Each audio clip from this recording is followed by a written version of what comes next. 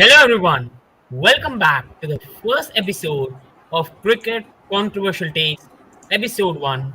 I'm again, as in the last episode of football controversial episode, we had VJ Chelsea from Sportswire for that show as well, where we grilled him with three very hard questions. And today we are again going to grill him very, very hard. So if you think you have an opinion and you think you've been hurt by his takes, so do put your comments and do put your takes of what has gone wrong. So today again, I'm going to put three questions towards him, and again I'll grill him on why he thinks that player is the best one, and it's going to be a short type video, a medium video, and I hope you enjoy it. And please do leave your opinions, do leave your takes in the comment section below, and we'll have a chat regarding that. So VJ, how are you doing, brother? All good, buddy. How are you? I'm very good, mate. So Perfect. you're ready for the three questions now? Absolutely. So I think it's better I start with the bigger one. I also have stats which will share after VJ has given his opinion. So first question that I'm going to put the VJ, and I think this is the biggest one, is who will you prefer among these? And this is on your screen. And will you prefer Virat Kohli in your team, one of the most beautiful batsmen we have seen in the modern generation, or will you prefer Sachin Tendulkar, the god of cricket? I know it's going to be hard, but let's see what VJ gives in his opinion. Who will he take and why? All right. Before that, I'm going to ask you another question. So, am I picking my team right now, or how do you want me to answer? Because, obviously, this is a different one. So, which format are we picking this team for? First of all, I think, see, for Virat and Sachin, I think it's mostly regarded to Test and ODIs because Sachin did not play internationally in T20 cricket. So, in overall, you can take an example of your own team and overall, which player do you love the most? I think it's just according to that. Which player do you think all was a right, better one in your opinion? all right, sure. I'm going to go for Sachin Tendulkar. The reason why I say that is because, see, for anyone to do that record is simply immaculate. Let's be honest about it. The number of centuries, the number of 50s that he scored, it's absolutely immaculate. I know he's played. He gives you, first of all, the flexibility to play as an opening batsman, a one down. He can play as a two down as well at times, right? He's giving you that flexibility, which you pretty much cannot expect from Virat Kohli, though he's done it at times. He's not really been successful at that. If you take Sachin Tendulkar, he would have scored, 5,000, 6,000 as opening batsman. He could have scored like one down, another 10,000 runs. So he's got solid numbers in every position that he's tried to play. So I'm going to go for Sachin Tendulkar. To keep it very short and very brief, I'm a bit worried about the consistency of Virat Kohli. It could also be because I'm not just saying taking Virat Kohli completely out of the equation. I respect Virat Kohli as a batsman. I respect Virat Kohli as a captain. First of all, the one point that I really like with respect to Virat Kohli is that he's able to perform this consistently. He was performing this consistently for a couple of years. As a captain as well, right? That's always a added pressure, which Sachin did not want, right? When the captaincy was given to him, he rejected that. He said that, you know what, that's not for me. I've got a different role to play in this team, and I'm going to do that. So he got that opportunity to purely concentrate on his batting, but Virat Kohli had that additional responsibility of being a captain. So hats off for the way that he handled pressure, Virat Kohli, as well as his batting. In terms of technique, I love Sachin's technique better. Virat Kohli is absolutely pleasing for anyone who is watching cricket, who's been following cricket for a long time now.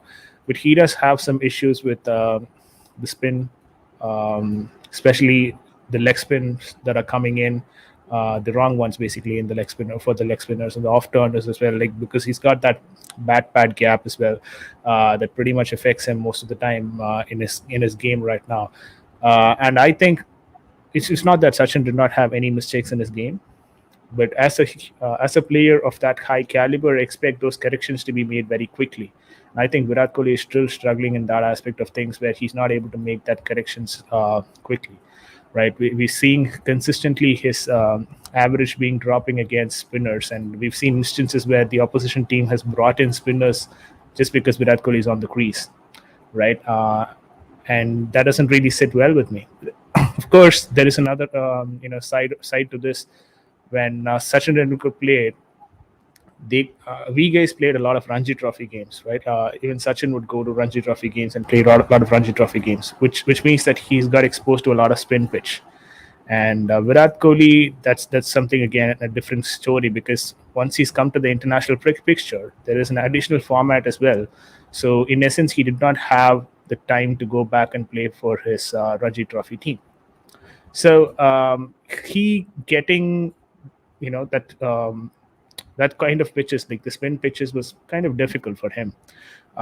So he got used to playing in quick wickets, and he was pretty much doing very good in quick wickets. Sachin did have a bit of issue in quick wickets, but then he was able to tackle that, right? And he played against one of the best pace bowling attacks across the world, right? Right from Glenn Megra, Jason Gillespie, Brett Lee in Australia. You take the later stages of Imran Khan, Waqar Yunus, to Shoaib Akhtar, Umar Wasim Gul Akram. in the latest phase, Wasim Akram in the latest phase. Yeah, Wasim Akram in the early phase, Umar Gul in the latest phase. So that's Pakistan pace attack. West Indies, towards that end stage of. Curtly Ambrose. I'm not sure if he's played much of Curtly Ambrose, but yeah, again, West Indies had a pretty decent pace attack as well in the 90s and 2000s. So that attack as well. South Africa, ranging from Lance Klusener, Sean Pollack, McCann, all these great pace bowlers that he had to, Dave Steyn, all these great pace bowlers he had to face. So it was not easy for him. Shane Bond in New Zealand, another speedster that was worrying India every single time when we go there. So Sachin, Sachin is different. Sachin is Sachin. Okay, he's got that pedestal, and Virat, of course, has done a lot. I think Virat himself would accept, if you ask the same question to even Virat Kohli, he's probably gonna refer to Sachin Tendulkar, and he's got a lot of opportunity to now to catch up to Sachin Tendulkar. But how can he do that? Because he's lost 2-3 years to different reasons, out of forms. These things coming into picture. So if he will be able to do it is a difficult question. But he is a great in his own way. But if I want one player to be in my team out of this, I'm going to prefer Sachin Tendulkar any day. Come on. I know I it's a think comprehensive and a long answer, but you know what? You kind of need those specifics to be jotted out when it comes to two greats of the game. You're absolutely spot on here. And as first of all, a big thank you to Almighty Blues to be in the chat, and he's put some great opinions here. According to him, hats off to Virat, but everything else apart from captaincy and off cricket fitness plus sledging, Sachin was and is and will always remain the god. Only Dravid comes close. He also said that still remember the goosebumps I always got at China's mommy when Sachin came, and Virat, as much as his love, will never be close. Sorry, Sachin, stand here. So going on the stats here, as I've always mentioned, the slide one is about Virat Kohli. Now, if we see Virat Kohli's Test cricket stats, he has played 99 matches and he has played 168 innings. He has scored 7,962 runs at an average of 50.4, and highest score was 254 with 27 hundreds and 28 fifties. While his ODI stats are 257 matches, 248 innings, 12,285 runs at an average of 58.7, with highest score 183 and hundreds 43, 50, 64, which means that his 50s are 92 50s and his hundreds are 70. So 70 hundreds and 92 50. Now I move towards the god of cricket, Sachin Tendulkar, and just see his stats: 200 matches in Test cricket, 329 innings, 15,921 runs at an average of 53.79, highest score of 248, which I think I remember was against Bangladesh, hundreds, 51 hundreds, and 68 fifties. But more remarkable of Sachin Tendulkar is the stats in ODI cricket: 463 matches. That shows how long he played, and then longevity is so much disrespected because so many players cannot have a long career. 452 innings, 18,426 runs at an average of 44.8. And now just see this: highest score 200, 49 hundreds, 96 50s. You heard it right, 96 50s he had. And I remember in my childhood so many times Sachin Tendulkar 99. We all know that in our hometown, especially in India, there used to be a talk: Sachin 99, He's just got to get out. He's got to get out. And I remember that match that because before India and Pakistan used to play the series, because at that time both the nations were allowed to play cricket. And at that time, I remember 2008 when India and Pakistan collided in ODI series. That Sachin two times got 19 and 91, and then Umar Gul bowled outside of delivery, which should be an easy cup of cake for Sachin, and he got out 99. There were so many moments when I knew that Sachin has reached 90, he's just going to get out. If there's an quote that's been given just 1 or 2 weeks recently by Shoaib Akhtar, and Shoaib Akhtar said it very, very aptly that if there were review systems in the time of Sachin Tendulkar, he would have just made so many runs that people will never have even thought of. And there's another quote of Mark Taylor that Australia were just not playing against India. Australia were playing Sachin Tendulkar. While for Virat Kohli, one thing I have to say for Virat Kohli, which he gets praise, and he should get praise, is very aptly put by Harbhajan Singh, that Virat Kohli is an absolute chaser. As much difficult situation it gets, he loves to chase. And for me, putting in the right way, I remember 2016, 2017 when Virat was very close to break the record of Sachin Tendulkar. Everybody was saying Virat can be the man because if you see here, Virat has 12,000 runs in his ODI career and he has 70 hundreds. So there was a time when people thought Virat was hitting century every match, and people thought 30 centuries are nothing. But as the age progresses, Virat is also 33, back injuries, more lack of fitness. Even if how fit he is, the body is not able to take that more. And sadly, he has not scored 100 for a long time. And again, people will not respect that much. But Sachin's longevity to continue till the 2011 World Cup is unheard, unspoken, and he is one of the greatest cricketer you'll see. Virat is one of the most enjoyable cricketer I'll ever watch.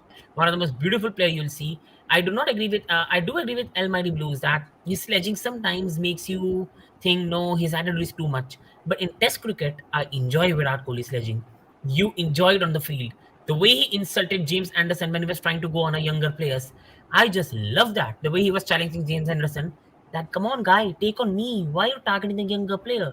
And Anderson was rocked, shell shocked, and people knew that they cannot mess with this Indian team. So with Virat, I have utmost respect. But to match the god of cricket, the shot he hit, and has Vijay had put it very nicely, he has put it, that at Sachin Tendulkar time, people have to remember the pitches were more for the bowling department. Now it's fours, sixes, beautiful tracks. At that time, the pitches used to be tough. Makaya and NTD. At that time, they didn't used to be James Anderson, Stuart Broad. They used to be Glenn McGrath, Brett Lee, Wasim Akram, Mohammad Yunis, Mathaya Muralidharan, Shane Warne. There used to be some absolute class bowlers that today's batsmen will not even see. Just go and watch Shane Warne delivery, and we'll see how much that guy used to get turn off a delivery. And that's how difficult it was to play him. So for me as well, I absolutely agree with Vijay here that for me it's Sachin. But put your opinion below, and what do you think? Who should be the better one?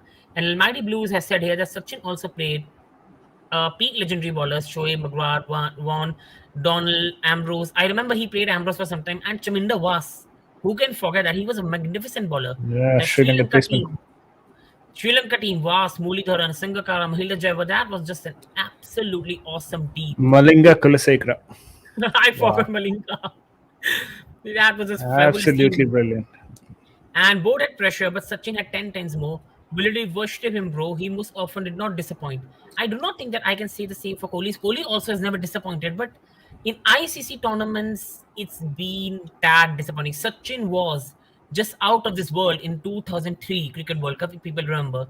That final is one of the worst memory I'll have because India was just fabulous. Now, I was just 5 years old, but now I look at that and I look at that match and has my even family who were old and watched that match. Everybody says that was a very, very bad moment. And Sachin was just fabulous in the whole World Cup. Just go and watch that backcut shot above the shot that Sachin had on Shoaib Akhtar that went for six. And people don't realize how good of a bowler Shoaib Akhtar was. Uppercut. Yeah. Yeah. And at the last point, just on the finishing before this, watch every minute of 1996 World Cup live. He was fire. Bro, this is just making me jealous. I was just born in 1998 because that World Cup was absolutely epic. The we know in the end, people throwing something on the ground, India Sri Lanka match. I think that was just a fabulous time of cricket. But sadly, I Kolkata, was right? just 1996 World Cup. Kolkata, right? Yeah, Kolkata one. I think Eden that was Gardens, yeah. just a fabulous match. And there are a lot of allegations that nobody knows what was true, what was not. But that was an embarrassing collapse by India. we have a lot of times. I'm pretty sure you're of the latest generation, so you might not be aware of these scenarios that are happening, right? If Sachin gets out, we switch off the television. We know the match is gone. Right after that, see, initially it used to be more radio commentary, right? Harsha Bogle and radio. Harsha Bogle actually started as a broadcaster in radio back then. He used to commentate through Doordarshan. That's when he started. So people used to switch off their radio once The team is Sachin taken out. gets out, right? And we had. It's not that no one else. See, the thing is, today we have batsmen like Rohit Sharma, Shreyas Iyer. You've got Rishabh Pant winning games for you. Those days, we had legends like Saurav Ganguly, Rahul Dravid, VVS Lakshman, though he doesn't play one day most of the time. Grassing. Yeah, Virat Singh, Mohammad Kaif, and all these players. But we still used to switch off the television because we know without this anchor, the team is not going to win. Right? That And was that was kind of a phenomenon, right? Sachin Tendulkar coming into the pitch is almost the hope for every single game for millions of Indians watching the game. And it's just a feeling. Sachin Tendulkar is just a feeling, right? You cannot express in words, and it's always difficult to express in words when we talk about Sachin Tendulkar, because for me, an icon like this, uh, for India, I think that's one of the luckiest thing Indian cricket has ever got. And see again, Virat Kohli is again an embodiment of fitness and all of that. I agree to that. He's got his own positives and everything. But then he came into a team which was already very organized by MS Dhoni, right? Or it was handed over properly by Saurav Ganguly to MS Dhoni. During that transition phase is when people like Virat Kohli, Rohit Sharma came into the BCCI, first team. But when Sachin came in back in 1991, I believe, we didn't have anyone. Like 1983, we won the cup, and then it was towards the exit time where people like Gavaskar, Kapil Dev, they all started retiring, and then you had people like Dilip Venkasarkar, Gandappa Vishwanath, and all these players coming up.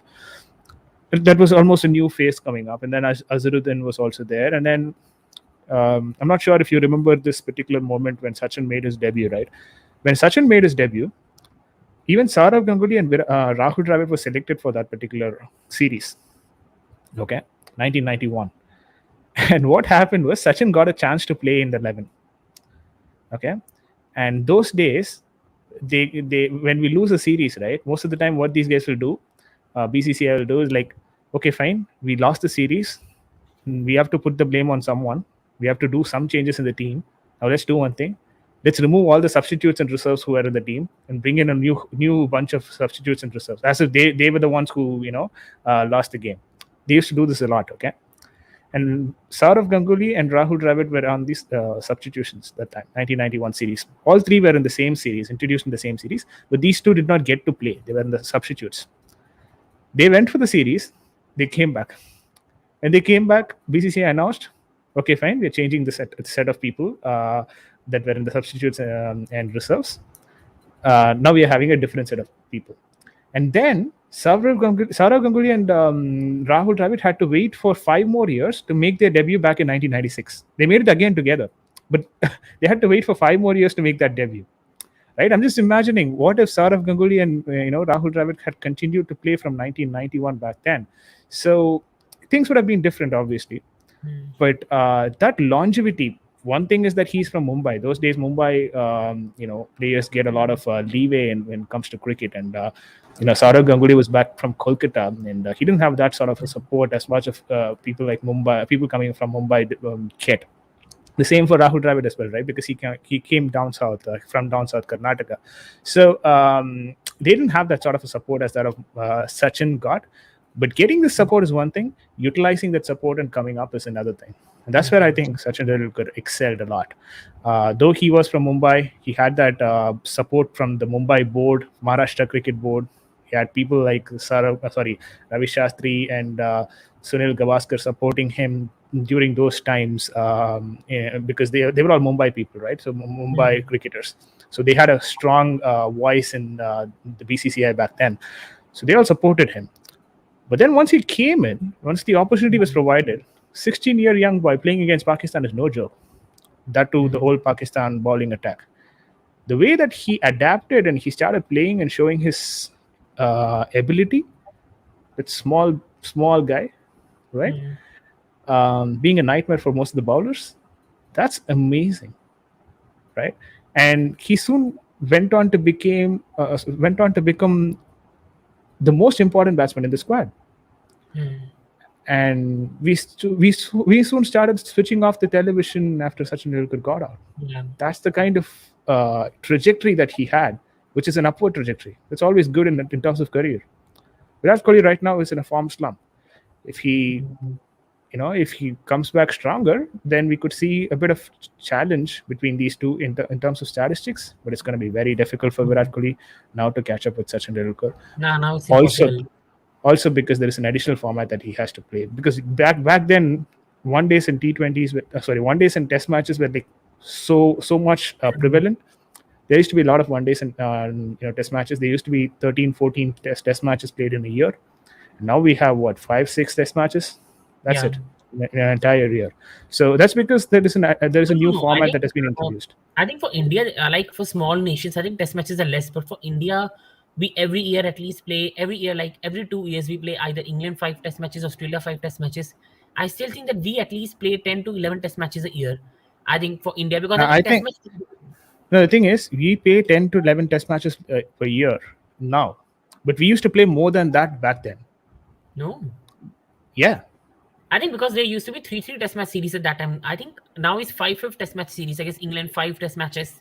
At that time, No, we didn't we have. still play only 5 match test series against Australia and Hmm. England, majorly because of the revenue that is generated out of them. Yeah. Right? With other teams, we restrict ourselves to four Hmm. matches. To West Indies and all, it's been 2 matches. Back then, we used to play 4 matches with West Indies, 6 matches with Australia. We had 6 match test series a lot that time, right? And three test match series against Sri Lanka every time home and away. And we used to take break in between test matches. Three test Hmm. matches they'll play, and then there'll be a break, and then they'll Yeah. be play another 3 test matches. So Hmm. back then, test matches were high. That's why if you see Sachin's record, it's 200 test matches. Yeah. Virat Kohli is not someone who misses test matches 99. because of his injury and all of that. But where is his record? Like 99, and he's what? Hmm. He's almost crossed 50%. Sorry, 75% of his career, But I think 70% at least of his career. Virat started his career, let's say by 2011. Sachin has been playing test matches from 1991 to Yeah, 2011. absolutely. Hmm. The year definitely is an issue, but I'm saying the year just cannot be the only issue. I think Hmm. it's got a lot to do with a new format that is being actually introduced as well, right? Hmm. Because they didn't have that new format. So, and also this new format will have issues with your technique as well, right? We've seen so many times Virat Kohli going for balls outside the off stump. Those Hmm. days, people won't go for the balls outside off stump. If you see You Murli remember? Vijay batting these modern days, when you see Murli Vijay batting, Yeah. why was Murli Vijay so successful in the initial days? Because he used to not go follow the ball at all. Hmm. He used to play one Yeah. uh, One type of play. format, no, one Hmm. format, and he used to play test match, and he doesn't have to follow the ball at all. So all off most of the time when the ball was balled outside off, he didn't have anything to do with it, and I think you remember. that was the reason for his success. I think you remember one Sachin innings. I remember very very well that he was going on a very rough patch. I remember Australia. He was not having a good time, and there was an No innings cover he drives played in of the 100. 241. 241. We did not even play one cover drive. Did not even Exactly. touch a ball outside the box, and still went on to hit 241.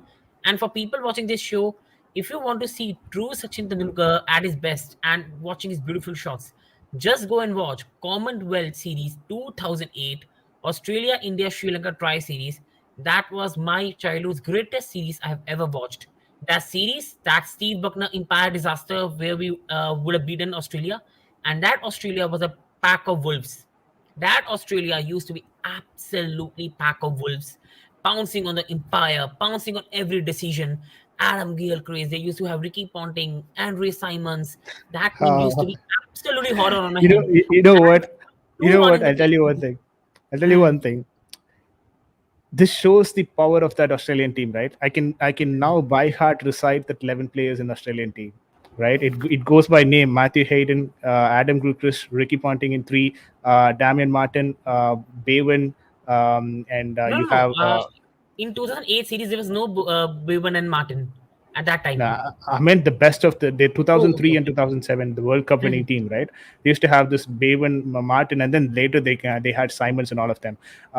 They had Gillespie, Bretley, Shane Warne, Hmm. and Virat, uh, yeah, Megill. There was one leg spinner called Megill. Sometimes he Stuart used to McGill. play, and yeah, Stuart Megill, and they had this Hmm. Glenn Megra as well. That Yeah, 11 is one of the best 11s that you can ever witness. Two World I Cups, think. three World Cups, I believe. You remember the 1999, series 2003, and that 2007. Australia England? You remember that Ashes series where Australia and England had a match, and that was in England. And I remember it was 2005. I watched that match a lot of times in highlights, and if you remember, there was a point where Australia were like 160 for 8, 160 for 9, something like that. And Brett Lee and Jason Gillespie put on a 110 run stand, 100 run stand. And Yeah, that yeah, yeah. Australia team, Brett Lee used to have better batting skills than most of the batsmen today. Jason Gillespie used to bat so well. You used to have even Glenn McGrath who can bat so well. And that I remember the match where we played them at our home. You remember the series in 2007 when they came to India, and we had a 7 match ODI series against Australia where Mooli Carter took 6 wickets and we lost Hmm. the series 2-4. I was celebrating losing 2-4. I was celebrating losing 2-4. That Yeah, was the those days feeling. winning Australia itself was difficult. Like if you win them back in home, back in away, wherever it was, it's winning them is difficult. Like Almighty Blue says, right? He misses those tri-series game. Like ICC has stopped doing that tri-series thing, right? We had this Commonwealth, NATO's tri-series. We used to have this. See, we had so many trophies like Asia Cup and all that. Now Asia Cup was like 20 overs cricket, but Asia Cup used to be a 50-over game, and absolute brilliance that time Asia Cup, because those days all these teams were equally powerful. Like Bangladesh not so Mhm. much, but Pakistan, Sri Lanka were equally powerful as that of India. They used to give Bangladesh were heavy hot as shit. competition. Yeah, I mean nowadays we're sending B teams to these kind of trophies. We're not even sending our A Mhm. team, and we still managed to win the trophy.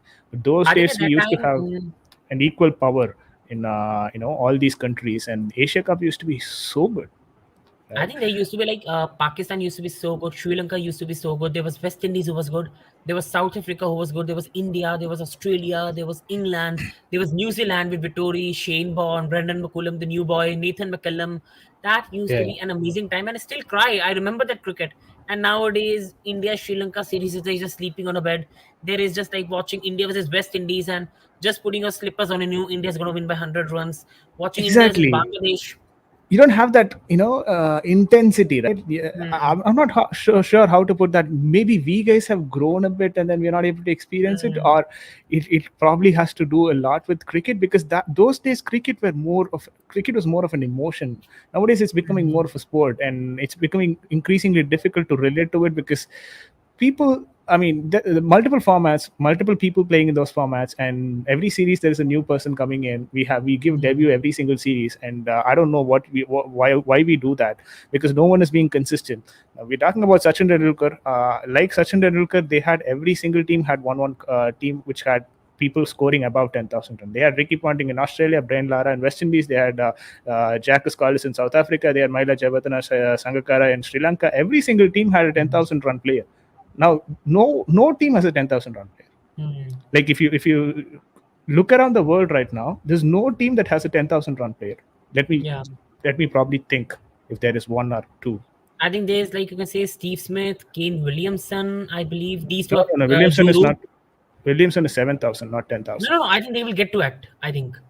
No, no. I mean, right now, like those days, we Hmm. always had this 10,000 run players. But right now, There's no we one. don't even have a 10,000 run player at all, right? No Every one. team says that we have 5,000, 6,000 run player, and that's become the maximum. And Hmm. that's probably a lot to do with players not being consistent in all these games, right? When I say consistent, not just consistent, they have to play 15, 20 years together. Hmm. Which player is playing 15, 20 years together right now? Exactly. We're seeing players coming in playing 5, 10 games, or 2, 3 years, then playing back Hmm. in IPL, getting crores and crores of money, and then they Agreed. settled, right? Hmm. Varun Chakravarti right now is even more financially settled than players like Pujara and Rahane in the team, because they play Test cricket. They don't Hmm. earn that much, and Varun Chakravarti earns crores and crores Hmm. as and when he plays IPL. Exactly. It's got nothing to do with putting down Varun Chakravarti or putting down Pujara Just an or example. Rahane. But yeah, it was just an example. But then when do you get that factor as an Indian when you represent that nation and then play for 5 days? That is Test cricket. People don't want to play Mm, Test cricket because you're anyways not paid that much. You're not anyways paid that much, and even if you're paid exactly. that much, you're being branded as a Test cricket batsman, and you're not being picked for all these local T20 leagues. And if you don't get paid or picked up for these T20 leagues, your marketing commercial value goes down, and your Mm, revenue goes down, and your financial value goes down. So what's the purpose of playing 5 days? In mm, that sun and conditions, difficult conditions, and all of that. It doesn't matter anymore. Matter much anymore, right? So who would want to do it? That's why you can see cricketers retiring from Test cricket very soon. We've seen people like mm, even Mahendra Singh Dhoni, Lasith Malinga. All of these guys announced their retirement back in 27 years, 29 years in their career, mm. right? I might not be remembering the exact year when Dhoni announced his retirement in Test cricket, but it was pretty much early than other formats, Even right? Ross Taylor is retired. Yeah. Ross Taylor. Hmm. You mean Ross Taylor, right? Yeah, Ross Taylor. First of all, for me, Ross Taylor, he's a good batsman. The reason why I say that is like from the I think he from could have the day that continued. I knew cricket, from the day that I knew cricket, he's been playing for New Zealand. Okay, he's been playing Mm, for a very long time right now. So whatever he does make sense, right? But these guys, the instance when Lasith Malinga resigned or retired, right? Basically, he was not selected for an IPL game. He was selected simultaneously for an IPL game, and Sri Lanka wanted him to play a Test match cricket with some other nation, and he was like, mm, "Okay, fine, I'll announce my retirement from Test cricket." And he came to Mumbai to play, the IPL game. He came to India mm. to play the IPL game. Doesn't really sit well, right? That's where Test cricket is going, and it's not a good sign. And we that's why I don't think so. People anytime sooner, Sachin's record, no one is going to catch up to Sachin's record, right? At least not in the next 15, 20 years. Exactly. And I think just before that, I think we have enjoyed this really chat, the first question. And again, we'll say it's been a very, very frank talk over all the cricket and everything. I do hope you've enjoyed that. A frank talk. Vijay is a very, very knowledgeable cricket fan. And I do hope you've enjoyed his experience, the 1991 stories, how Sachin came in, Dravid, Ganguly in the younger setup. And remember, as much as we have three questions here, this is also frank talk on cricket. There are two cricket people here who love watching the sport, and I do hope the live chat and everyone in the comment section will enjoy this video and do put your cricketing opinion on what do you think is the right one. So here on the final question, the final part, I've also gone with Sachin Tendulkar and Vijay has also gone with Sachin. And this is just not no disrespect to Virat. Virat is a magnificent player and he will be remembered forever. But if you have to pick one, for me and him, it's gonna be Sachin Tendulkar. Now, moving on. Before moving on to the next question, I do request you all to please go towards Vijay's channel Sportswire. The link is given in the description below. Please subscribe on that and hit the bell notification button. There's some great content up there, and do enjoy it and do give it a watch. And now coming to the second question, and this is a tricky one as well. And this is the two new, you can say, fast bowlers, really fast, talented players. The new battle for the next 10 years for us to look out for. Two proper fast bowlers who respect Test cricket. This is England's Jofra Archer versus India's Jasprit Bumrah. I know it's hard to predict. Both have their own qualities. And before going on to Vijay as well, I just want to put the stats so we are giving our opinions and you can watch that side by side. And the start here right now is of Jofra Archer. And now coming on to Vijay here. So Vijay, which is a player you're going to prefer from both if you have to choose a side? Now, these two players, the good thing about them is they play in all three formats: Test, ODI, T20. So you can make an opinion overall that which one you prefer and why. All right, all right. I'm going to prefer Jasprit Bumrah not because he's an Indian, but then he plays in one of the most difficult conditions for a pace bowler. Right, India has not been that country where pace bowling is something that comes naturally, and we have so many pitches that support pace bowling. England is whole new different ball game. All right, England is like there are more pace bowlers produced in England than spinners because their conditions predominantly support pace bowling. Even people like even teams like Somerset, Gloucestershire, Lancashire, Yorkshire, these teams even have multiple pace bowlers who are even more stronger than the Indian, the Indian team pace bowlers, or what you can see in Ranji trophies, right? Because there's no pace bowling pitches here that you can like implement even if you bowl pace bowling. And it's very difficult to train for pace bowling. After this MRF foundation came into place, thanks to a lot of pace bowlers from abroad trying to develop Indian cricket. I think fast bowling has really grown in India. One of those products was Jasprit Bumrah. For me, Jasprit Bumrah is an exceptional talent in his own way. He has a unconventional action when he bowls, and that's always good to have because it keeps the batsman thinking, right? Because when you look at Jasprit Bumrah, every single ball he bowls resembles as if he's bowling an in swinger, but he's not essentially doing that. He's mixing it up, but his action, his angle seems to be that the ball will always in swing, and the ball doesn't always do that. And that's why it is being pretty much challenging for every batsman because they don't know what to expect. At the same time, he can mix it up very easily. Bouncers and Yorkers. He's one of the best bowlers to bowl Yorkers thanks to his experience with Lasith Malinga in Mumbai Indians. He's learned to bowl Yorkers, and he is starting to become one of the most integral part of the Indian team setup right now, as well as the injury track record for a pace bowler after Kapil Dev, right?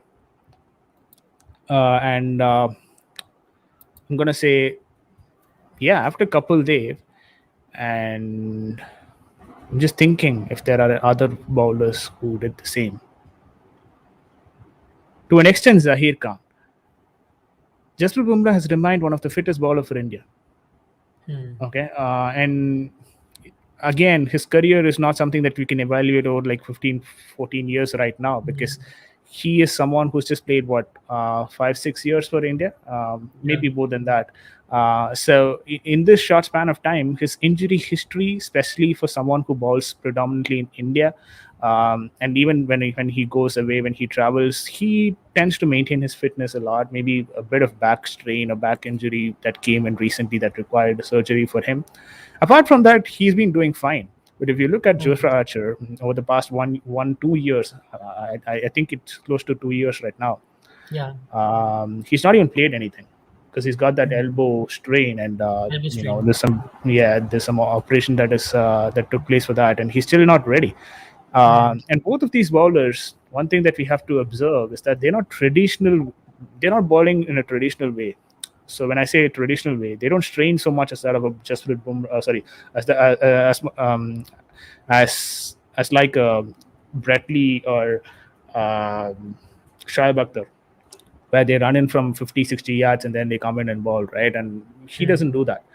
These guys walk to the crease and then they release the ball. They have an action and then they release the ball. Still manage to go at 145, 150 clicks. That's always a good thing because you don't strain so much as that of the other bowlers that bowls next to you. You don't see this same kind of stress with Mohammad Shami or Umesh Yadav. They cannot bowl walking to the crease, but Bumrah does that. The same with Jofra Archer. Anderson and Broad doesn't do that, but Jofra Archer walks to the crease and bowls.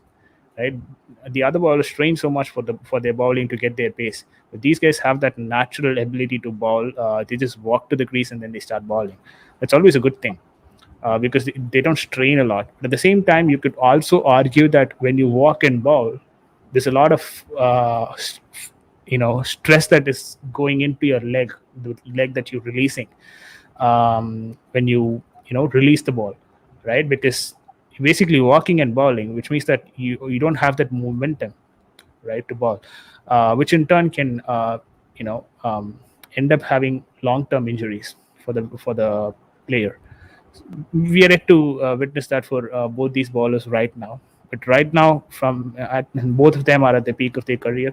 I think Jasprit Bumrah has performed better, exceptionally in terms of coming from a very tough condition and bowling, and also being very accurate, more accurate than Jofra Archer. Because with Jofra Archer, what you get is more of a Shoaib Akhtar style of bowling, or Brett Lee style of bowling. The reason why I compare him to that is because these bowlers like Jofra Archer, they bowl at extreme pace and they try to scare the batsman to take wickets using bouncers or mixing it up with Yorkers. But Bumrah is more of a technical operator. He knows to set up the batsman and then pick wickets, and you have to be that sort of an intelligent bowler to bowl at subcontinent pitch and pick up wickets. I think that's where Bumrah excels a lot. And when he goes to other conditions as well, he's able to adjust his line and length accordingly, and he's able to ball that proper line, get the proper channel, and keep bowling at that consistent pace. Though pace has been his strength, I'd say that has not been his only strength. Bumrah's consistent strength has always been his control of the ball, but I wouldn't say the same for Jofra Archer. For Jofra Archer, pace is the biggest strength. For me, the longevity always depends on Yeah. players who have control in their bowling Mm. than having pace in the bowling, because pace is not something that can help you for a long run in your career.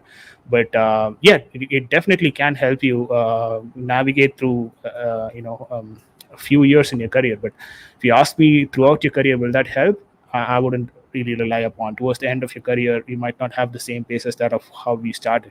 But if you have the proper control, I think you can succeed better. And I think that is where Bumrah has a better probability of succeeding, because I always compare Bumrah's bowling to that of Glenn Megra. That he bowls effortlessly, and then he still picks Mm. up wickets because he knows how to bowl at the Australian pitch. But Megra had another issue. He cannot bowl in other countries. He's predominantly an Australian condition bowler. Um, but Bumrah has that ability to bowl across, b- because Megra has a consistent good length area that he usually pitches the ball. I'm not sure if you've watched a lot of Glenn Megra, but with Glenn Megra, you get that consistency in that good length area, and that short, in the short pitch ball, and then the short balls, and those kind of areas. He doesn't mix up so much. He doesn't bowl a lot of full length deliveries, but then he knows how to operate in that length perfectly. And I think that's where he gets his control as well. Because of his control is how Glenn Megra was able to get, I believe it's close to Mm. 532 wickets in Test cricket. The reason why he was able to do that is because of his control. I think Bumrah has that control as well, and that is the reason why I believe he would be a better Choice. choice in terms of longevity and career option as well. And yeah, I'd have Bumrah in my team. Wouldn't hurt to have Joe Archer as well Hmm. if you give me a I think choice. overall, I think you have been absolutely spot on. And I think simply to put it the way you have put it, I think both are just amazing bowlers. And here again, people who are, if anyone thinks about batting, see, we're not comparing the batting skills. Their Archer is way above Bumrah. We're just comparing their bowling skills and just looking at the stats that they're on the screens below. If you see Jofra Archer, his test record is 13 matches, 24 innings, and 42 wickets. But as VJ put it very, very well, we haven't seen him come to India and take a lot of wickets because he has been injured. He's been injured for the last 2 years. The last good performance we've seen for Archer was against Australia in England, and since then he has been present there. In ODIs, he has had 17 matches, 17 innings, so still a very short span to see with 30 wickets. In T20s, he has played 12 games, 12 innings, and 14 wickets with an economy of 7.89 and an average of 26.5. And in IPL, he has played 35 matches, 35 innings.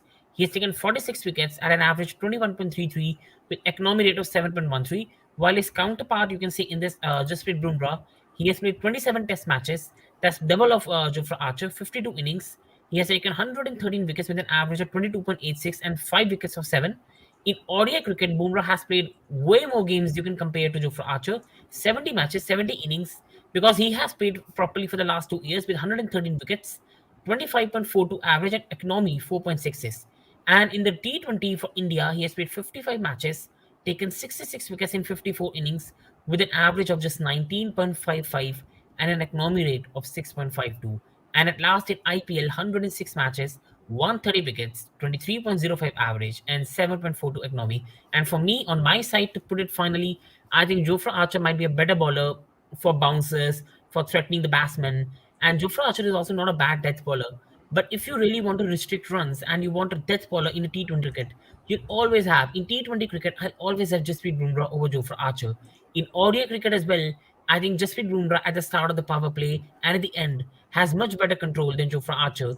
In Test cricket, because of the lethal bounce and everything, you might say you might prefer Jofra Archer. But again, Jofra Archer has not proved himself outside of the England conditions and has visited very, very well. Jasprit Bumrah has gone everywhere. He has proven himself in every format while Jofra Archer has still not proven himself in every format, every condition. And for me, also on my side, I will prefer Jasprit Bumrah over Jofra Archer, and same for VJ. So now moving on towards a very our last question for today. on this amazing show of cricket we've had. And this is even more harder than VG can think of. You don't have big names here, you don't have names you fancy, but these are hidden stars, hidden gems of two teams, two players who used to come at number three, and two players who have been a joy to watch in Test cricket. And here we are only going to take their Test cricket stat. And here we have the next question, which is Ian Bell versus Cheteshwar Pujara. Now, as an Indian fan, I do remember Ian Bell, Kevin Peterson, Marcus Trescottic, Andre Strauss. That used to be one heck of a team. And Ian Bell, he was a very talented player. And England's current player, Oli Pope, is also regarded in the same category. But Oli Pope hasn't proven himself. And Bell was a joy to watch. While Chejev Pujara is now criticized, people are asking for him to retire, leave the Test cricket, blah blah blah, all this thing. But he has served India really, really well. He has always been a backbone of this team. Not at the level of Dravid. Please do not put him at the level of Dravid. But he has been fabulous. His fighting spirit that he showed at Gaba that helped Rishabh Pant to go on the onslaught will be spoken about in many years. And this is a very good comparison to make. And I go on to the Vijay here. So Vijay, if you're making a test team and overall, just overall your preference, will you have Ian Bell in your team or will you have Chejev Pujara in your team? This is what I'm going to tell to you, right? To be very honest with you, this is a very difficult question. And if I were to give an answer, it will entirely depend on the condition that I'm going to play on. Okay? Because Ian Bell, for me, is good in English conditions. Okay? Is good in any pace bowling track. I prefer him over Pujara. But Pujara, for me, has become a preference in spinning condition, in subcontinental track.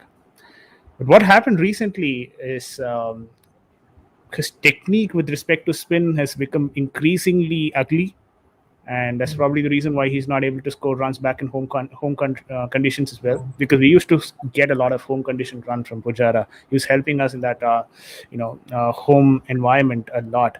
I think that has has to do a lot with him not playing a lot of Ranji Trophy games, not helping his cause because he's lost that touch with the spin. And every single ball he comes down the track and he tries to defend. Sometimes it goes to the keepers getting into stumping, or he gets LBW for an unattempted shot and things like that. So Pujara right now is becoming increasingly unfavorable for Indian cricket team right now. But we cannot forget the kind of commitment that he has shown towards Indian cricket. Always a lot of respect for Pujara for that particular thing, that particular commitment for the BCCI. But Ian Bell had a more fulfilling career than Cheteshwar Pujara. And Cheteshwar Pujara, first of all, has not completed his career. So let's not go there. He's got some years left in his career, hopefully, to play more cricket matches for India, hopefully. But Ian Bell, for me, is a better batsman all round. You can see his test stats. It speaks for itself. 118 test matches, 205 innings, runs of 7,727 with an average of 42.69 and a highest score of 235, 22 hundreds and 46 50s. That in itself speaks for Ian Bell, and he played against one of best bowling attacks. Again, going back to the same point of that of generational comparison, where we had greats like Sean Pollack, Gillespie, Brett Lee, Megra, and all of these guys, right? So again, these are players of different generations, and I'm not going to compare Pujara, and it would be unfair for Pujara as well. Had he been part of the past generation, then of course he might have succeeded as well. So without putting him on that particular generation, we cannot really compare and say, he's played against better bowlers, right? The game had evolved. We have different styles of bowlers right now, and it would be unfair on Pujara. But I think I'm going to lean towards Ian Bell because of the commitment that is actually given to England. He's also predominantly a conditioned batsman.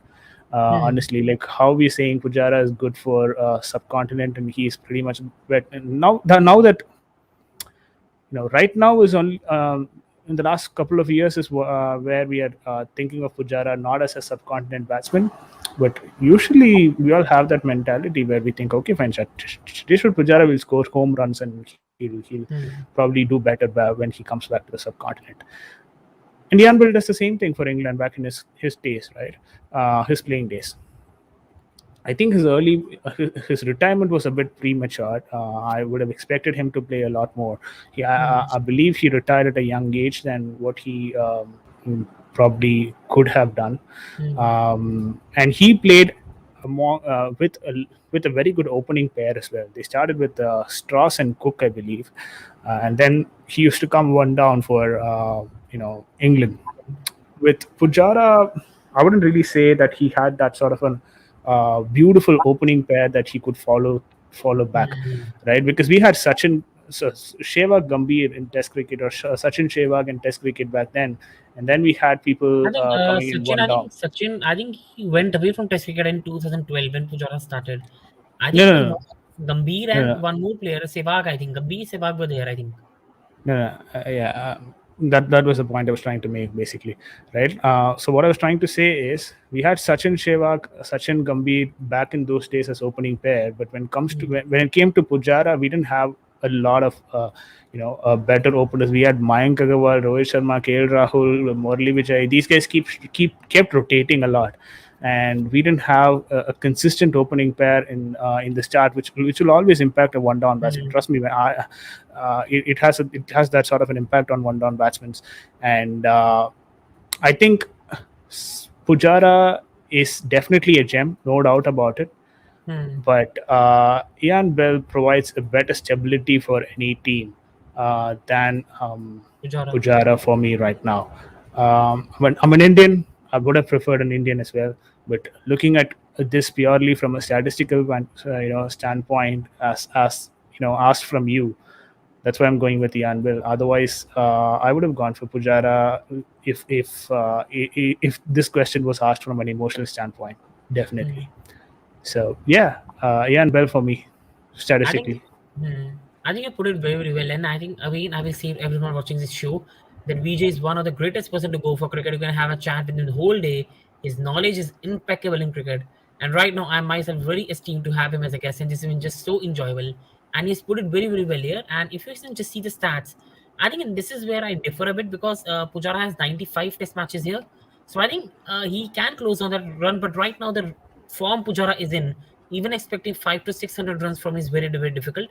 Now, if you look at the stats of Chejo Pujara, he has played 95 matches, 162 innings. While if you look at Ian Bell, he has played 205 innings. So Pujara has played 43 innings less. Now, Ian Bell has a 7,727 runs, which you can say is 1,014 runs more than Chejo Pujara. And Chejo Pujara has to cover it in 43 matches, which overall is possible because if he goes at an average of 25 to 26, he'll achieve that. But right now, the form Pujara is in, he hits a 90, then two zeros, then 90, then two zeros. So it's looking very, very difficult, especially with his place in the Indian side, to play the next 20 matches. And if you see their hundreds, it's not far away. One has 22 hundreds. Sorry, I got a wrong slide here. One is 1800s and Ian Bell is 22, while 50s Pujara has 32, Ian Bell has 46. So one thing that I think VJ has put it very, very well, and he's put in the whole show is promise. I think Ian Bell and Pujara, and this is going to be a controversial statement, but both have underachieved. Ian Bell was an absolute joy to watch. He was a beautiful batsman. This 235 you're seeing on the screen is against us. He tortured us in 2011 when we lost the series 4-0. This was a time when England just absolutely used to throw us away. We used to hit 200, England used to be 50 for 3, and then they used to hit 600. That is the story of Indian cricket in 2011. And Ian Bell was just a beautiful player to watch. Ian Bell has also had some magnificent moments in his career.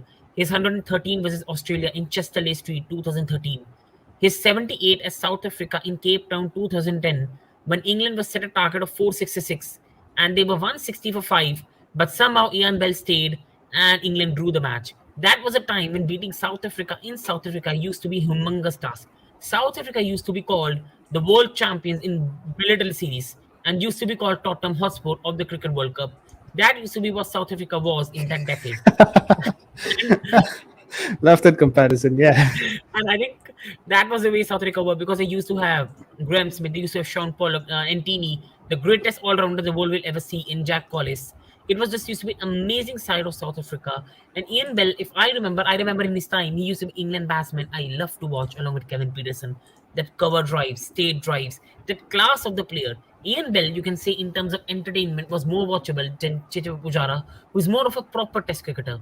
But why I did pick these two players for comparison was both were number three for the team, and both were at a time when the side started making development. Pujara was at a time where India slowly became the number one test side, and then again got down, then again become bigger. Under Ian Bell, there was a time when England used to struggle, and then there was a time from 2010 to 2013, which was the best time in Ian Bell's career, where they won in India, they beat Australia in Australia, and they beat Australia at home. That was England at their prime. Andrew Strauss, Alistair Cook, Ian Bell, Kevin Peterson, that top four used to send shivers down your spine.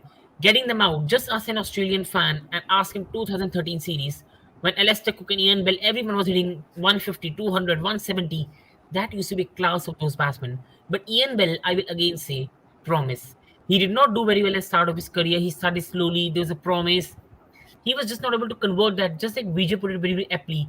I still can't remember Ian Bell doing very, very well in away conditions. While Pujara, if I can name Pujara's best moments in his career somewhat, and under Pujara, the thing was that Pujara had a very good innings at Gaba, where he saved India. You can remember his innings in the 2018 Australia series, where we won at Australia.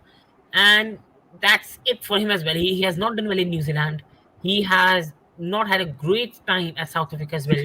No one has Pujara, done very well in no one has done very well in New Zealand if they're Indian hmm, batsmen. We don't take more than 200 runs only no, there. How which batsman can do it? I think Sachin and Gambhir had a good time at New Zealand, I believe.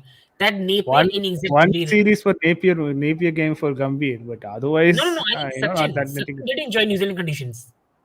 And the thing is, I meant for Gambhir, that one Napier Hmm. test where he had that 7 hour or 8 hours of continuous batting for a Man, that century for was 400 hmm, balls.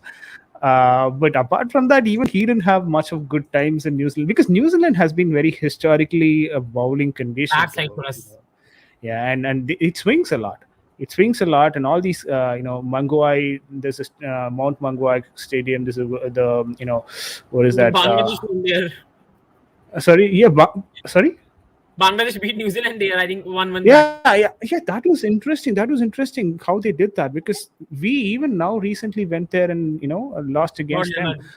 never. And if you look at Bangladesh pitch right now, it's the most spinning track in the world. The worst pitch in the It world, I have to be brutally honest. it it spins to an extent where it's almost like even a smallest of bowler can look like a Shane Warne very easily because all that you have to do is just land it on some patches there, rough patches there, and it will do on its own everything.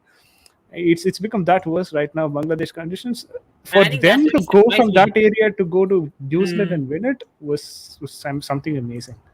I didn't I expect think that. We were all shocked hearing that news. hmm.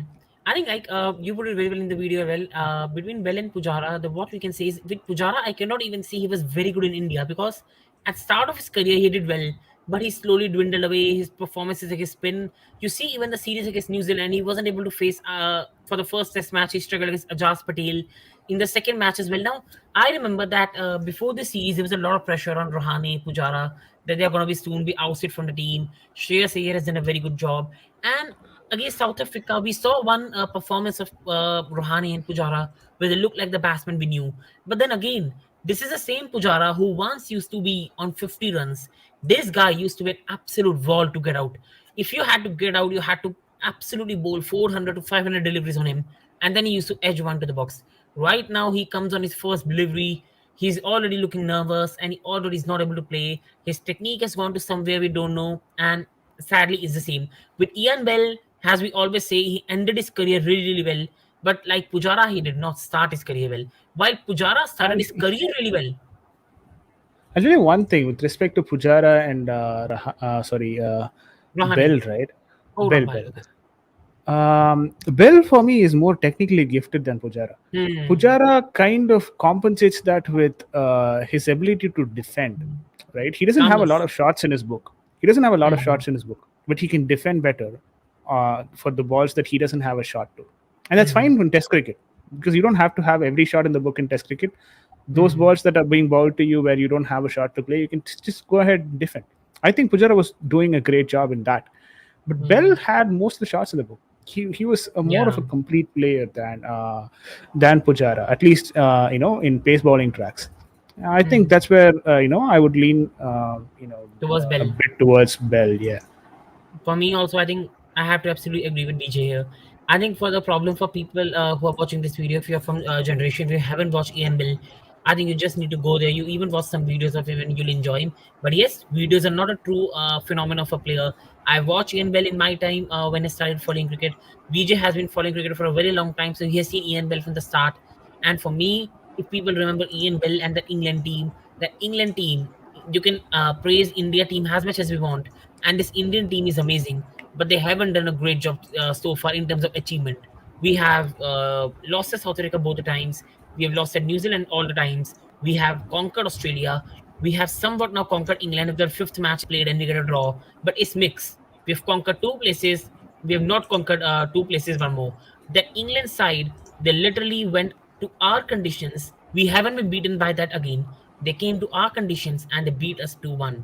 They went to Australia, and I can tell you, if you watch the series, Australia were absolutely destroyed.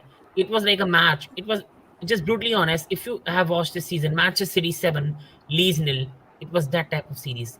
They played around England, Australia, and it was like laughing stock for Australia. Australia had their prime players for the series. Ponting was there. This was a prime Australia team at home, and they were absolutely destroyed. Every match, England were putting scores of 600, 650, 600, 650, and that was just a magnificent team that England used to have. And I think in that team, the 3 months, 3 years, Ian Bell was just magnificent.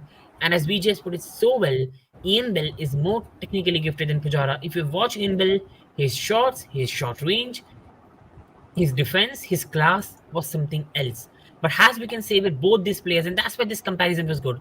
I easily could have made a comparison of Ian Bell versus Virat Kohli because Ian Bell technically looked like a Virat Kohli, but Ian Bell did not have the consistency and the same promise like Virat Kohli. He was very highly regarded when he came in the setup. He was highly regarded, just like when in Sachin or Virat were highly regarded. He was a really highly regarded player in England setup, and he met most of his promise. But still, there was a player in there that could have finished his career with more than 10,000 runs. And even Pujara, who might not be technically so much gifted like Bell is, even Pujara could most probably ended his career with more than 10,000 runs. So these are two players I picked for this comparison who did not deliver their promises, but for what they did, they will be remembered, and they were still some great test players that slowly and slowly, as the time progresses, we all are just losing. So for I me, it's think gonna Bell had an additional advantage as well because he played in Ashes first of all. Like they hmm. had 12 Test matches. Like Ashes is a six-match Test series, right? I know, but Ashes It is was played a like every 2 years. no. So basically, Ashes is played not in every 2 year. They played they play every single year, right? No, no, no. Like it's like if you remember the Once last in Ashes. No, no. I one, can tell you the time span. I remember 2005. It was played in England. Then 2006 they December. alternate between Australia and England. Yeah, it's That I alternate. So know. it's 2 2 years. 2 years is it? I Yeah, thought two they years played gap. every single year. I think if you remember, like now, right now, let's say this Ashes series this year was played in 2021 December and 2022 January. So the next Ashes series will be on 2023 August. That used to be a time frame of Ashes. I thought, okay, we will have to probably check that. But he got Hmm. that amazing opportunity of playing a lot of Test cricket, like because Hmm. their country plays a lot of Test cricket. Like the reason why Joe Root is so successful than Virat Kohli in terms of runs and strategy and average and everything is because they play a lot of Test cricket. And Joe Root doesn't play one day or T20 also. Yeah, it He's helps tried in to restrict focus. himself to Test cricket. Yeah, Hmm. and Indian team doesn't play historically a lot of Test cricket. First of all, I now think if I can recently make we're not anyways playing a lot of one Test. controversial opinion, just to finish it off, as a show's name is, let's make controversial opinions, but be respectful. So here I'm going to make a controversial opinion. I think you're going to see when the 2023 World Cup ends. I will not be surprised. The biggest surprise for me, the biggest shock came is when Virat announces Test captaincy retirement, because for me this was one format it was doing very very well, and I really was hoping for a vision where I really thought that after 2023 World Cup he just might take throw away ODI 20 and just might consider it on test and finish all his dreams. But we don't know what's going outside the politics.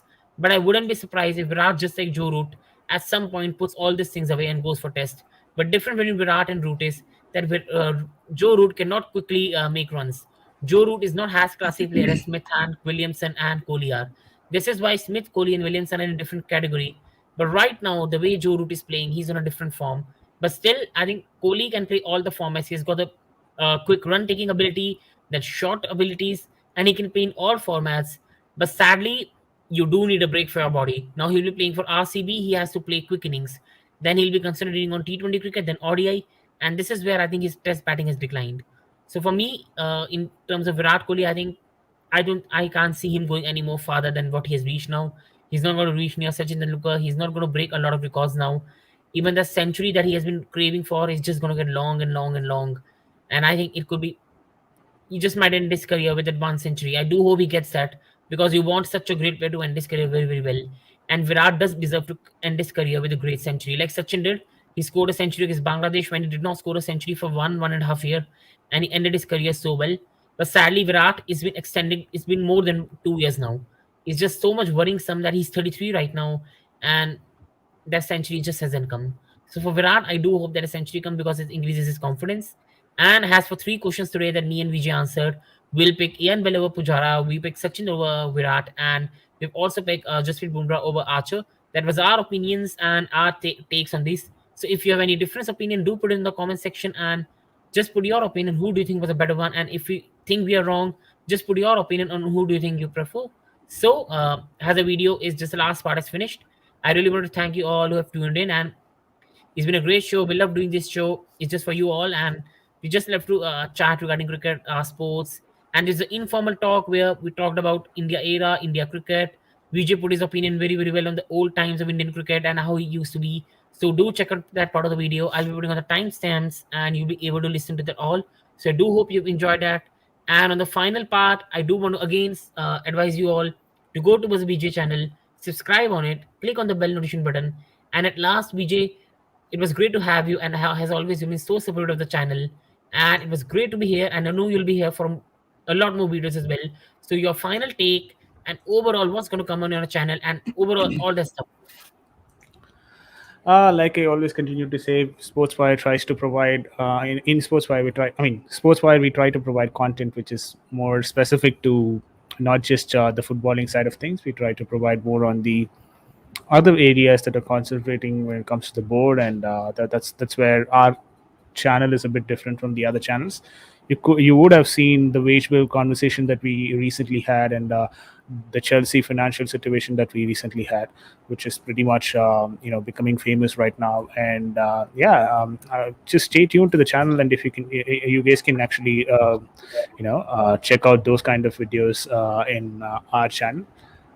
Um, yeah, that's pretty much it. And right now we're just waiting for this break to get over. It's a very dry break for all of us. Mm. Transfer window has not really gone great for Chelsea Football Club. In fact, we haven't even started the transfer window. So yeah, just can't wait for the Plymouth game that is happening on Saturday. This Saturday. Mm. Yeah, I think we will do a watch along or something of that sort. Mm. I also think I can probably get Stray to do the watch along with me. I usually do it on a different channel, but I'm not sure if I'm going to do it this time there. So I'll try and get Stray if he's available. Then you guys can probably check out Sportswire then. And trust me, watch alongs are going to be pretty good Mm. because So I we think it was, commentate on watch alongs. We don't just watch the stream and then it's just you know, emotions of fans, and yeah, the difference between what happens in Sportswire and in other channels is that other channels people actually watch something, and then you probably have to watch them watching it, and then they probably provide you comments here and there. But I basically commentate on the entire match mm. as and when it goes. So if you like to listen to the commentary as that of like how you'd listen to a radio commentary, or if you're not in a position to catch the game live on TV, then you can probably listen to our commentary, and that might be helpful for you. So I think that's the difference that we bring in for watch alongs. Hopefully we can do a watch along for the Plymouth game, but waiting for the international break to get over. Yeah, Oh, what is the? It's not an international break. Waiting for the whatever break this is really to good get time. over. Yeah. I think overall, even there's no cricket right now because India. I think India is going to play this Sunday against West Indies. So finally, some good cricket content is back, and do not be surprised that if we both are available, we just might do a preview on either my Yeah. channel or his channel, where we can preview the West Indies game. West Indies are coming in town, the big hitting team which are going to get destroyed in ODI cricket. We all know that, And has always Excited to be honest with you, because West Indies won against England recently. no, that was Uh, T20. I mean, again, whatever format it is, they still managed to win against England back in West Hmm. Indies. So that's a good sign that But they're I think actually improving. that was England B and C team. They kept rotating. Like every time there was no Bairstow, there was no Butler, there was no Stokes, no Archer, no Sam Curran, and England still put such a respectable performance. Like that guy is just a team that I've just no words for. And West Indies, on the final note on this video, West Indies do have some amazing players as well. Yeah. Udean Smith is a very good guy to watch. Akil Oh, Hussain, Romani Shepherd. You can see these players go big in the IPL auction that I'll also cover in a very high detail. Do not be surprised we do a watch along for that as well, because IPL auction is once in a while and it's an yeah, absolute IPL auction, we should probably well. do that. Yeah, that'll That's be just interesting. superb.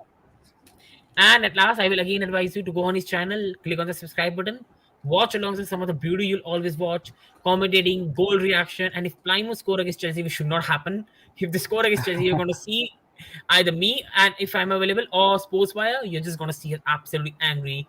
And if you somehow find a way to lose to Plymouth, you just might not see the channels ever again, because that will be just embarrassing of every sort. And I do Yeah, hope I that know. nothing happens. And Yeah, on the hope it final, doesn't come to that. Hope it hmm, doesn't come to that with Chelsea Football Club.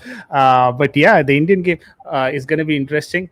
I hmm, usually do IPL watch-alongs when the match happens. I usually do the entire hmm, 4 hours of watch-along for IPL games. So yeah, during IPL season we'll be very busy as well. We've got yeah. a I think set Sunday of also does double panelists. headers as well. Yeah, we've got a set of panelists who does only the IPL watch along in my channel. Hmm. Hopefully, they will be available that time as well, and I can pull you in as well. So it's going to be great. It's going to Absolutely, be mate. great. The IPL season and new teams So coming in. That's going to be interesting as well. We I need think to Lucknow provide. We and need to do a comprehensive analysis of every single team I think I as just want to. to do that as well. I think it might just be happen after auction where we'll know more details about the Yeah, players and absolutely. everything. Because right now it's just about this side might get this player. See, at auction we always see surprises. We see What's freeze your buys. thoughts about? What's your thoughts about Hardik Pandya being elected as the captain for one of those teams I'm like over. Lucknow, I believe, right? I think I'm 15 over. crores seems to be a bit of on the higher side. I expected more lesser pay. Basically, the reason why is because he's not remained fit at all. He's not bowled as well. So Hardik Pandya is a pure batsman. I'm a bit skeptical about it. So I'm also a bit uh, skeptical, especially as a captain. I'm also not surprised about the price. I can understand he's a highly rated and player, but the most surprising thing for me was to make him captain a player who hasn't been a captain in his career, and that could be very risky to get the dressing room on track. We've seen Kings 11 Punjab doing these mistakes, paying 10 to 11 crore for Jai Richardson, paying big money for Riley Meritet for them to only fail. do you think Like do you think they should have gone for someone like Shreyas Iyer, since he had that captaincy experience and he was I think available as well? even I'm a bit stunned, but I won't be surprised as Shreyas Iyer. I think he will be in auction right now, as much I think. And I think Yeah, Shreyas and a Iyer, lot of teams need captain. That's where it can I think go. do not be It can go to surprised. anyone. I think do See, not be Kolkata surprised. needs a captain. For me, if I'm going to make an earlier prediction right now, I think you're going to see Shreyas Iyer being the captain of Punjab Kings. You'll see him as a captain of Punjab Wow. Kings after Lokesh Rahul. Could be because they Bangalore as well need a captain. Kolkata needs a Hmm. captain. A lot of teams actually needs captain, so he can probably go to an old team to become a captain, or he can go to some Hmm. of these new team as well. I wouldn't be surprised, but because he is one of those players who's explicitly asking for a captainship opportunity. Like he's Hmm. openly come out and said that I want a captainship opportunity. So he's Hmm. someone who can take that sort of a pressure. From what he's saying, he can probably take that sort of a pressure, and a lot of people would want to have him in their team. Hmm. And he had a good season as well with India right now, and yeah, it's Hmm. going to be interesting. I think it's going to be I think interesting this overall, time. it has only given us more ideas for a video because I think we have to do a comprehensive review. And I think in a live video, Definitely. that will I just think work there was better. 900 player registrations. Right now, Yeah, they've sent 900 sent those registration. 900 players to teams to Hmm. further reduce it down. Yeah. Once the reduced number comes in, we probably can We go make through it those comprehensive players one. and But then I think even if it's reduced, I think we all know that some big players, so 100% will be in the auction. I think it's more about uncapped players, which I think most probably will be reduced because bigger players will remain in the auction. exactly. And yeah, it is going to be interesting actually. Hmm. And you could see a lot of these uncapped players or these young I think players especially you can coming see. into the IPL without Hmm. any Ranji Trophy games as well. So I how think especially Ravi Sai Kishore and Shah Rukh Khan. I think people have to look out for these two players, Ravi Sai Kishore and Shah Rukh Khan. They're going to Yeah, fetch both some of them from very Tamil good Nadu. teammates. Both from Both of Tamil them Nadu, and from Tamil Nadu, and both Shah are Rukh Khan amazing. has become Hmm. a huge hitter as well. He's become a huge hitter, and Hmm. Sai Kishore is a very good batsman as well. Jagdish, a wicketkeeper, in from Tamil Nadu as well. Hmm. In the Chennai squad, I'm not sure. Yeah, You he is mean also Jagadash in the Sushil? going into the hammer. Sorry, Sushil, is Uh, it? I think Tamil Nadu has some amazing play. Like I think Jagadash Suchit. I think he's of Karnataka. I'm sorry if I'm wrong. Jagdish Suchit. Jagdish Yeah, Suchit. You know, and I think he's not from Tamil Nadu. yeah, and I think Ravi Sai Kishore, a great off spin bowler and a very good batsman.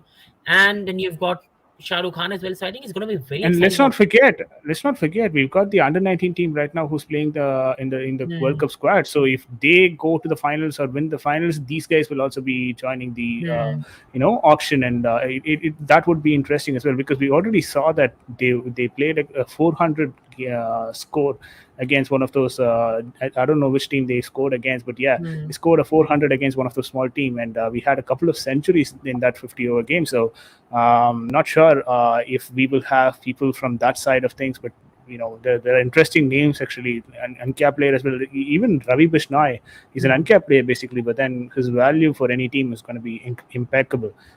Especially now Chahal is not in that great form. hmm, That's going to be interesting as well. Ravi Bishnoi, where he ends up. hmm. And I think at the final note, again, as we've said in the last part of the video, we are going to cover some of these big things on Sportswire, as well as UFC. Do subscribe to the both channels. You'll get some great content. Keep supporting us. And it's just an opinion. We are passionate fans. And what we bring is for all of you. So thank you everyone who has tuned in. And hope you all have a very good day. And hope you've enjoyed the video. So thank you everyone for watching. And it's been a great save from us. And we've enjoyed this show as much as you all. Thank you.